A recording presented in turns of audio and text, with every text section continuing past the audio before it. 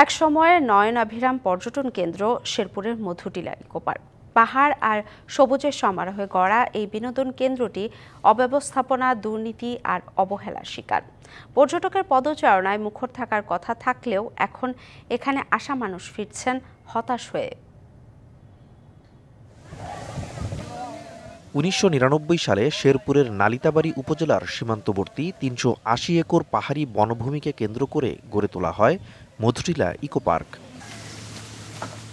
পর্যটকদের আকৃষ্ট করতে নির্মিত হয় ওয়াচ টাওয়ার, রেস্ট হাউস, শিশু পার্ক, মিনি চিড়িয়াখানা, কৃত্রিম লেক ও স্টার ব্রিজ। একসময় দেশের নানা প্রান্ত থেকে পর্যটকরা এখানে আসতেন প্রকৃতির অপরূপ সৌন্দর্য উপভোগ করতে।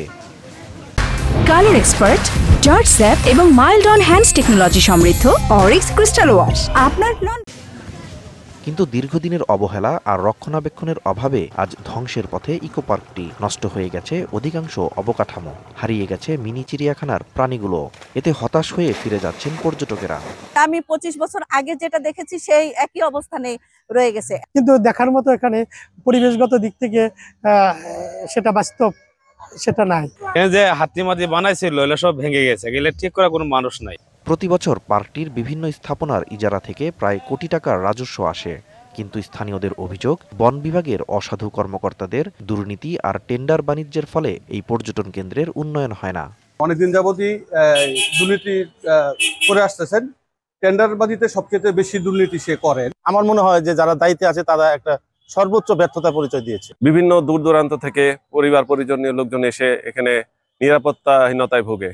সম্প্রতি পার্কটির ইজারা নিয়ে অনিয়মের অভিযোগে বিভাগীয় বন কর্মকর্তা আনম আব্দুল ওয়াদুদের বিরুদ্ধে আইনি নোটিশ দিয়েছেন ভুক্তভোগী এক ব্যবসায়ী। আদালতে দায়ের হয়েছে মামলা।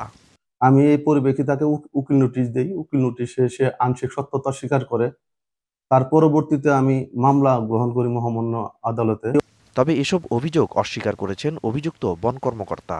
এটা বানোয়াট কথা। এগুলো ওপেন টেন্ডার হয়ে পড়ে, ওটা টেন্ডার কমিটির 5 সদস্য থাকে, ওটার সামনে ওপেন করা হয়, ওপেন করে টেন্ডার অ্যাসেসমেন্ট করা হয়।